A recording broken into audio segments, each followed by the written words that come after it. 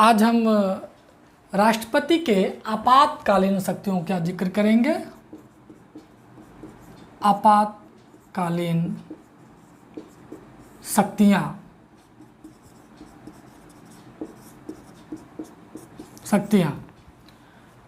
आपातकालीन शक्तियों को समझने के लिए राष्ट्रपति के जो आपात व्यवस्था है, जो संविधान में आपात इमरजेंसी की व्यवस्था है, उसको समझना होगा। फिर इन शक्तियों के बारे में हम पूरी तरह जिक्र कर पाएंगे। अब देखिए, अगर हम आपातकालीन शक्तियों का जिक्र करें तो ध्यान रखना होगा आपातकालीन स्थितियां कैसे बनती है। हमारे यहाँ 352 अनुच्छेद, जिसमें हम राष्ट्रीय आपात की बात करते हैं। दूसरा हमारे यहाँ एक है 356 अनुच्छेद 356, जिसमें राज्यों में राष्ट्रपति शासन का जिक्र करते हैं। तीसरा हमारे यहाँ है वित्तीय आपात अनुच्छेद 360।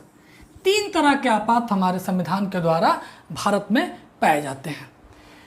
आज हम सिर्फ एक आपात की बात करेंगे, जिसको कहते हैं अनुच्छेद 352 के अंतर्गत राष्ट्रीय आपात की बात करते हैं कि राष्ट्रीय आपात कैसे होता है, कैसे लगता है, राष्ट्रपति के पास इसके संबंधित क्या क्या शक्तियां हैं, इसको देखते हैं।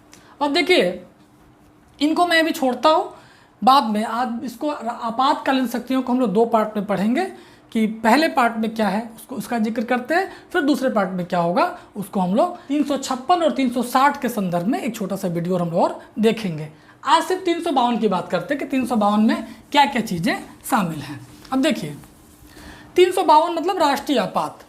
राष्ट्रीय आपात, सबसे पहला प्रश्न कि राष्ट्रीय आपात लगता किस कंडीशन में है, क्या मापदंड है लगने के इसके लिए इसको। तो अब देखिए, समझिए इसको कि राष्ट्रीय आपात, जब भी राष्ट्रीय आपात की बात हम करेंगे तो ध्यान रखना होगा हमें कि तीन शब्द संविधान में लिखे हुए हैं। पहला शब्द है बाह्य आक्रमण, बाह्य आक्रमण। दूसरा शब्द है युद्ध, युद्ध का क्या तात्पर्य मैं बता रहा हूं अभी। तीसरा है सशस्त्र विद्रोह, सशस्त्र विद्रोह। अब देखिए, तीन कंडीशन ही हमारे संविधान में दिया गया है कि जिसके हिसाब से आपातकाल लग सकता है या राष्ट्रीय आपात की उद्घोषणा हो सकती है राष्ट्रपति के द्वारा। अब पहले इसको थोड़ा सा इतिहास में, पहले बाह्य आक्रमण का मतलब क्या हुआ। बाह्य आक्रमण का मतलब जब कोई देश दूसरा देश हम पर आक्रमण कर दे, हम पर आक्रमण कर दे, बाह्य आक्रमण हो गया। जैसे चीन ने किया था 1962 में। युद्ध, मान लीजिए कि कोई देश लड़ रहा है, युद्ध कई देशों के बीच में हो रहा है और हम उसमें शामिल हो जाएं, शामिल होना या युद्ध के श्रेणी में आता है, क्योंकि जब बाह्य आक्रमण होगा तो भी हम शामिल होंगे, वो तो आक्रमण करेगा तो हमें जवाब देना होगा। लेकिन युद्ध का आशय यहाँ पर यह है कि अगर कई देश लड़ रहे हों उसमें हम अपने आप को शरीक कर लें, यहाँ युद्ध का मतलब यहाँ पर है। सशस्त्र विद्रोह, अगर किसी देश भारत में सैनिक विद्रोह हो जाए या कुछ ऐसे लोग शस्त्र के साथ विद्रोह कर दें, इस तीन कंडीशन में ही सिर्फ भारत में आपातकाल की व्यवस्था है, आपातकाल लग सकता है। लेकिन हमें ध्यान रखना होगा, जो सशस्त्र विद्रोह की जो शब्द है, यह शब्द मूल संविधान में नहीं था। ध्यान रखना आपको कि मूल संविधान में नहीं था, और मूल संविधान में नहीं था इसका मतलब कब जोड़ा गया, यह 44वें संविधान संशोधन से 1978 में जोड़ा गया। मोरारजी देसाई प्रधानमंत्री थे, उन्होंने संविधान संशोधन करवा के इसको जुड़वाया था। क्यों जुड़वाया था कि सशस्त्र विद्रोह की जगह पहले एक शब्द था, उसको कहते थे आंतरिक अशांति, असंतोष। आंतरिक असंतोष, आपको ये ध्यान रखना होगा, याद रखना होगा कि आंतरिक असंतोष के बल पर ही 1975 में श्रीमती इंदिरा गांधी ने भारत में आपात की घोषणा की थी या राष्ट्रीय आपात लगाया था। तो यह शब्द जो आंतरिक असंतोष था, इसको हटा दिया गया 44वें संविधान संशोधन के माध्यम से, और उसके जगह पर लिखा गया साफ साफ सशस्त्र विद्रोह, अर्थात कि जब कोई विद्रोह हो जाएगा, शस्त्र के साथ लोग इकट्ठा हो जाएंगे या मिलिट्री शासन के द्वारा विद्रोह हो जाएगा, ऐसे कंडीशन में हम राष्ट्रीय आपात की घोषणा कर सकते हैं, अन्यथा नहीं कर सकते हैं। अब आप इसको देखिए कि भारत में राष्ट्रपति आपात 3 बार लगा है, 3 बार लगा है। तीनों का जिक्र कर लें एक बार हम लोग। राष्ट्रपति 3 बार आपात लगाए और सबसे पहला आपात लगा था 1962 में। 1962 में क्या हुआ था, भारत के साथ चीन का युद्ध हुआ था। उस समय राधाकृष्णन, सर्वपल्ली राधाकृष्णन जो वह राष्ट्रपति हुआ करते थे। 1962 में चीन के साथ युद्ध हुआ था। दूसरा जब हुआ था वह हुआ था 1971 में युद्ध। 1971 में, याद 1971 का मतलब वही है कि बांग्लादेश पूर्वी पाकिस्तान वाला जो मामला था जिसमें बांग्लादेश को अलग करना पड़ा, उसमें उस युद्ध में 1971 में यह आपातकाल लगा था। उस समय जो 71 में जो राष्ट्रपति हमारे यहाँ थे वो बीबी गिरी थे, बीबी गिरी राष्ट्रपति हुआ करते थे। और तीसरा आपात हमारे यहाँ लगा था 1975 में। उस समय फखरुद्दीन अली अहमद भारत के राष्ट्रपति थे। अब इस समय इंदिरा गांधी का जो आपातकाल इंदिरा गांधी जी ने लगाया था बड़ा विवादित रहा। आज तक उस इमरजेंसी की लोग दुहाई देते हैं कि ऐसा इमरजेंसी लगाया गया क्योंकि वह आंतरिक असंतोष के मसले पे लगाया गया था और शायद यही जिद था कि असंतोष वाले शब्द को हटाकर सशस्त्र विद्रोह कर दिया गया। अब इसमें क्या हुआ था कि एक चीज़ और जोड़ा गया था उस संविधान संशोधन के माध्यम से कि जब यह 1975 में 24 या 25 जून की बात है, 24 से 25 जून को श्रीमती इंदिरा गांधी ने राष्ट्रपति महोदय को टेलीफोन किया और टेलीफोन करके कहा कि आप राष्ट्रीय आपात की घोषणा कर दीजिए क्योंकि भारत में आंतरिक असंतोष ज़्यादा हो चुका है, या जो भी मापदंड बनाया था आंतरिक असंतोष को लेकर प्रधानमंत्री ने, उसके हिसाब से फखरुद्दीन अली अहमद साहब ने क्या किया कि प्रधानमंत्री के टेलीफोनिक वार्ता को ही कैबिनेट का सजेशन समझा या कैबिनेट का सलाह समझा। उन्होंने टेलीफोनिक वार्ता के तत्काल बाद राष्ट्रीय आपात की घोषणा कर दी। अब यह क्या हुआ, इस समय एक बात हो 75 वाले, इसके बाद जब 1978 में संविधान संशोधन हुआ, कौन सा 44वां, जिसमें आंतरिक असंतोष के जगह सशस्त्र विद्रोह जोड़ा गया, उसमें एक बात और कही गई कि मंत्रिमंडल के लिखित सलाह पर ही राष्ट्रपति राष्ट्रीय आपात की घोषणा कर सकेगा, अन्यथा नहीं कर सकेगा। इसका मतलब साफ था कि अब राष्ट्रपति किसी के टेलीफोन से या अपने मन से नहीं घोषणा कर सकते हैं, बल्कि जब तक मंत्रिमंडल उसको लिखित रूप से निवेदन न करे, उनसे यह न कहे कि भारत में ये तीन कंडीशन विद्यमान हो चुके हैं, 3 कंडीशन में कोई एक कंडीशन विद्यमान हो चुका है, तब राष्ट्रीय आपात लगाया जा सकता है। साथ में एक चीज़ और इसमें हुआ था कि मंत्रिमंडल कैबिनेट शब्द यूज किया गया, और पहली बार, क्योंकि ध्यान रखिएगा आप कि संविधान में कैबिनेट का जिक्र सिर्फ इसी समय राष्ट्रीय आपात के समय ही किया जाता है। उसके पहले संविधान में कहीं कैबिनेट शब्द नहीं, बल्कि हर जगह मंत्रिपरिषद का जिक्र होता था। मंत्रिपरिषद या मंत्रिमंडल का जिक्र है। पहली बार क्या हुआ यहाँ पर कि कैबिनेट का जिक्र हुआ और कैबिनेट को डिस्क्राइब किया गया कि कैबिनेट का मतलब मंत्रिमंडल का मतलब क्या हुआ कि वो वरिष्ठ मंत्री, जो कैबिनेट मंत्री होते हैं उनको कहा गया, और प्लस पीएम सहित, मतलब कि ये दोनों के सहित को कैबिनेट माना गया कि प्रधानमंत्री सहित उनके मंत्री, जो कैबिनेट मंत्री है उसको कैबिनेट कहा गया। और इनके द्वारा लिखित परामर्श पर ही, लिखित रूप से राष्ट्रपति से निवेदन करने पर ही राष्ट्रपति क्या कर सकता है, वह राष्ट्रीय आपात की घोषणा कर सकता है। यह भी हमें यहाँ पर ध्यान रखना होगा। 352 की राष्ट्रपति, एक चीज़ ध्यान रखिएगा इसमें कि 352 के अंतर्गत क्या क्या बातें हो गई कि किन आधार पर राष्ट्रीय आपात लगता है, राष्ट्रीय आपात से संबंधित मूल संविधान में क्या शब्द यूज किया गया था, वर्तमान में क्या शब्द का यूज किया गया है, वो हमने देखा। फिर हमने देखा कि इसी में कैबिनेट का जिक्र किया गया, कैबिनेट में कौन कौन शामिल होता है ये भी जिक्र किया गया इस 352 के अंतर्गत ही।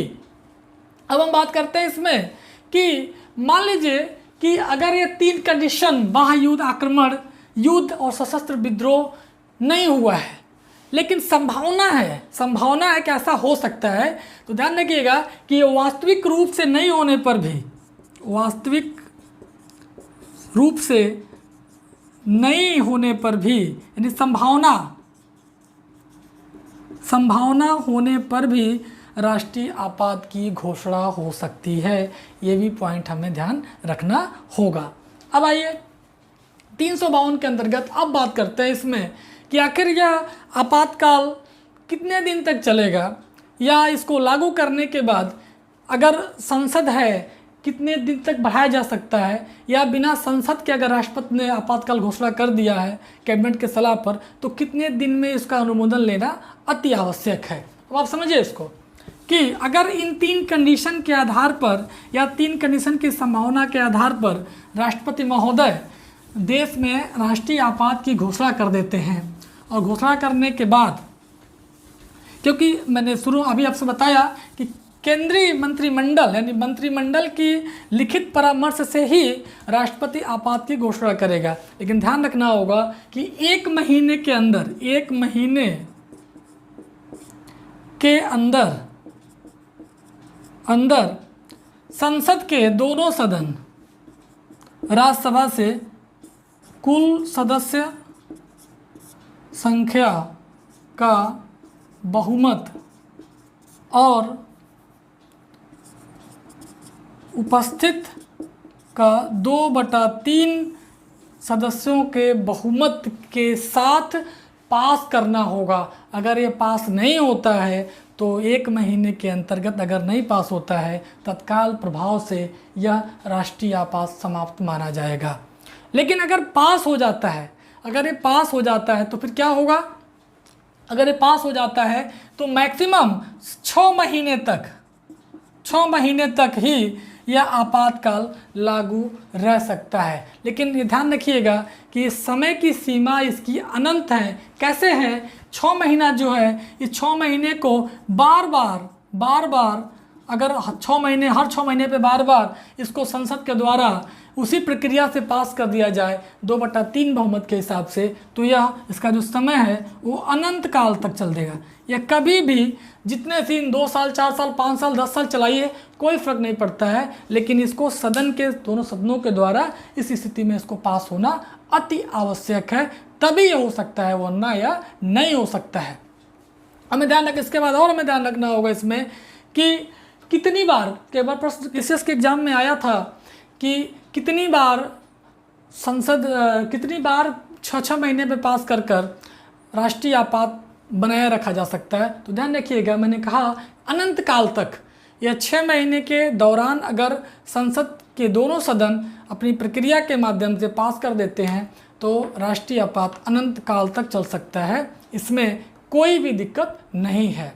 एक चीज़ और कि क्या राष्ट्रीय आपात किसी एक छोटे से जगह में, एक ज़िले में, एक प्रदेश के छोटे से हिस्से में लगाया जा सकता है कि नहीं लगाया जा सकता है। तो ध्यान रखिएगा कि देश के किसी एक छोटे से भाग में, देश के किसी भी भाग में वहाँ पर राष्ट्रीय आपात की घोषणा की जा सकती है। ये भी ध्यान रखना होगा हमें। यह मूल संविधान में नहीं था, बल्कि 42वें संविधान संशोधन 1976 के अंतर्गत इसको जोड़ा गया कि देश के किसी छोटे से हिस्से में भी राष्ट्रीय आपात की कल्पना को वहाँ पर प्रकट किया जा सकता है, उसकी कल्पना को वहाँ पर लागू किया जा सकता है कि राष्ट्रीय आपात छोटे से हिस्से में भी उसका इस शक्तियों का प्रयोग किया जा सकता है।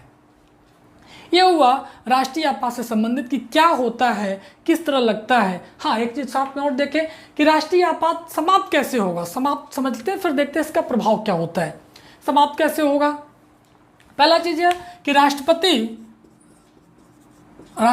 के घोषणा से समाप्त हो जाएगा। दूसरा चीज़ है कि घोषणा कैसे करेगा? ऐसा थोड़ा है कि मतलब अपने आप घोषणा कर दे और कहे कि नहीं राष्ट्रपति ने लगाया, कल कहे नहीं ख़त्म हो गया। कैसे ख़त्म होगा? राज्य राष्ट्रपति की घोषणा पर होगा, तब होगा कि जब संसद इस पे, संसद के दोनों सदन पूर्ण बहुमत से 2/3 बहुमत से इसको पास करके राष्ट्रपति से कहें कि आप इसको समाप्त कर दीजिए, तब होगा। तीसरा चीज़ में एक और कंडीशन है कि अगर पहल किया जाए, पहल का मतलब क्या हुआ? मान लीजिए कि लोकसभा के सदस्यों का, लोकसभा के सदस्यों का 1/10 हिस्सा, 1/10 सदस्य एक अनुमोदन, एक प्रस्ताव लाए और उस प्रस्ताव पर बाकायदे लोकसभा में बहस हो और इसको उसको जो बहस होती है उसको फिर 2/3 बहुमत के साथ दोनों सदन पास कर दें। पास होने के बाद फिर राष्ट्रपति इसके आपातकाल की घोषणा जो किया होता है उसको वापस ले सकता है, यानी राष्ट्रीय आपात को समाप्त किया जा सकता है। यह हमें ध्यान रखना होगा। अब हमें देखना है यहाँ पर कि इसका प्रभाव क्या पड़ता है। अगर राष्ट्रीय आपात लागू हो गया तो क्या क्या दिक्कतें आएंगी या क्या क्या चीज़ें ऐसा होगा जिसको जानना हमें आवश्यक है, जिसको हमें जानना चाहिए। सबसे पहला चीज़ कि राष्ट्रीय आपात की स्थिति में हम देखें कि व्यक्तियों के मौलिक अधिकार पर क्या फ़र्क पड़ता है। व्यक्तियों का जो मौलिक अधिकार है उस पर क्या फ़र्क पड़ता है, क्या मौलिक अधिकार के प्रकृति में कोई परिवर्तन होता है कि नहीं होता है, इसको देखते हैं। देखिए कि सबसे पहला यह कि अनुच्छेद 352 के अंतर्गत अनुच्छेद 358 कहता है कि एफआर को निलंबित किया जा सकता है। एफआर मतलब क्या हुआ? फंडामेंटल राइट्स को निलंबित किया जा सकता है, निलंबित किया जा सकता है। एफआर मतलब फंडामेंटल राइट्स को निलंबित किया जाता है। और 358 में एक बात और कहता है, इसमें अनुच्छेद 19 जो है वह स्वतः निरस्त हो जाएगा, स्वतः निलंबित हो जाएगा, स्वतः निलंबित हो जाएगा। अनुच्छेद 19 में क्या क्या चीज़ें हैं? 6 प्रकार की जो स्वतंत्रताएं मिली हुई हैं, वाक अभिव्यक्ति की, कहीं भी सभा करने की, कहीं अपनी बातों को रखने की, कहीं प्रचार करने की, कहीं जाकर बसने की, कहीं जीविका के साधन को इकट्ठा करने की, वो सब जो भी चीज़ें हैं अनुच्छेद 19 के अंतर्गत वो स्वतः समाप्त हो जाएंगी। ध्यान रखिएगा, अनुच्छेद 358 राष्ट्रीय आपात के अंतर्गत बात कहता है। दूसरा चीज़ कहता है 359 में कहता है कि अनुच्छेद 20 और 21 को छोड़कर, ध्यान रखिएगा कि अनुच्छेद 20 और 21 को छोड़कर ये सारे एफआर समाप्त निलंबित किया जा सकता है, लेकिन 20 और 21 पर कोई दिक्कत नहीं है, उसको नहीं कोई टच कर सकता है। ये भी हमें ध्यान रखना होगा। अब एक चीज़ और है, 352 में एक चीज़ और लिखिए, एक शब्द और यूज है कि अगर तीसरा कंडीशन जो है, अगर सशस्त्र विद्रोह के माध्यम से, अगर राष्ट्रीय आपात सशस्त्र विद्रोह को लेकर घोषणा किया गया है, तो हमें ध्यान रखना होगा कि यहाँ पर अनुच्छेद 19 जो था, जो यहाँ स्वतः निरस्त हो रहा था, यह स्वतः निरस्त नहीं होगा, स्वतः निरस्त नहीं होगा अगर सशस्त्र विद्रोह के माध्यम से राष्ट्रीय आपात की घोषणा की गई है। नहीं, अगर युद्ध के माध्यम से हुआ हो, आक्रमण के माध्यम से हुआ हो तो स्वतः निलंबित होगा। अगर सशस्त्र विद्रोह के अंतर्गत हुआ है स्वतः निलंबित नहीं होगा। और कोई भी निलंबित जब होगा, कोई एफआर होगा, अपने आप निलंबित नहीं होगा। मैंने बताया कि सिर्फ 19 हो रहा था निलंबित, उसके अलावा राष्ट्रपति को बाकायदे एक अधिसूचना जारी करनी होगी, एक पत्र भेजना होगा कि व्यक्तियों के इन मौलिक अधिकारों को निलंबित किया जाता है, तब यह होगा। स्वतः सिर्फ निलंबित होने वाले में अनुच्छेद 19 ही था, और उसके कंडीशन में भी जब निलंबित किया जाएगा राष्ट्रपति के द्वारा तो 20 और 21 पर हाथ नहीं लगाया जाएगा। यह हमें ध्यान रखना होगा। अब यह हो गया कि प्रभाव के फंडामेंटल राइट्स पर क्या प्रभाव पड़ता है। दूसरा चीज़ ये कि एक बार और, जब चूँकि आप देखे होंगे मैं 3 बार हमारे यहाँ लगा था, 1962 में, 1971 में और 1975 में, लेकिन एक हमला और हमारे पे 1965 में भी हुआ था पाकिस्तान से। अब प्रश्न उठता है कि 1965 में तो युद्ध हुआ था, बाह्य आक्रमण हुआ था, फिर इमरजेंसी क्यों नहीं लगाया गया? तो ध्यान रखिएगा कि जो ये इमरजेंसी था 1962 से 1968 तक स्वतः चल रहा था, उसी में 65 आया था, तो इस समय इमरजेंसी नहीं लगाई गई थी, बल्कि उसी इमरजेंसी के दौरान पाकिस्तान का हमला हुआ था और इस युद्ध को हम लोग बाद में जीते थे। ये ध्यान रखना होगा हमको। अब एक चीज़ और, अब क्या होगा, इसके अलावा और क्या हो सकता है, और क्या हो सकता है? तो हमें ध्यान रखना होगा कि अनुच्छेद 250 के अंतर्गत 352 लागू होने पे क्या होगा? अनुच्छेद 250 के अंतर्गत राज्य सूची के सभी विषयों पर कानून बनाने का अधिकार संसद को हो जाएगा।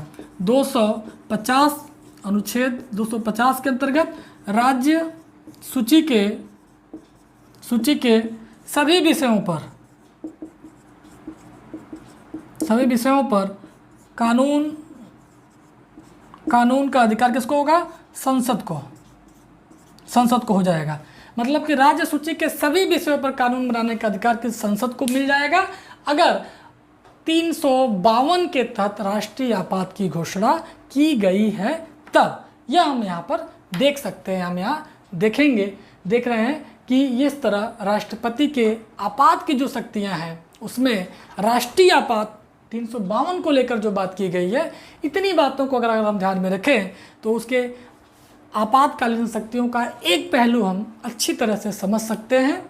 छोटे छोटे दो और बच रहे 356, 360। कोशिश करूंगा एक छोटा सा वीडियो नेक्स्ट वीडियो में बनाकर इसको मैं क्लियर करूंगा कि उसके साथ में राष्ट्रपति का अध्याय हमारे यहाँ समाप्त हो जाएगा। सारे हमने राष्ट्रपति के बहुत छोटे छोटे वीडियो बनाए और लगभग राष्ट्रपति का पूरा पार्ट 10 पार्ट में 10 भाग में जा रहा है। इतना बड़ा नहीं था, लेकिन कोशिश हमारी है कि उन सभी पहलुओं पर विचार किया जाए। किसी पहलू से हम अनजान न रहें कि अगर कभी प्रश्न पूछ ले तो ऐसा न रहे कि ये सब चीज़ें हम नहीं जानते हैं, बल्कि हर पहलू के साथ जुड़कर हर पिछले वीडियो को कनेक्ट करके देखेंगे तो राष्ट्रपति एक बहुत व्यापक, बहुत बड़ा अध्याय के रूप में आपके सामने होगा और हर बारीकियों को समझने के स्तर पर सारे वीडियो पर्याप्त हैं। बहुत बहुत धन्यवाद आपका।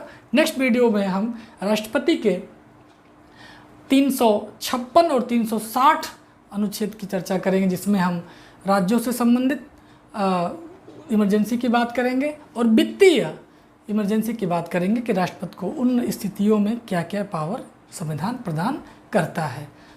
Thank you.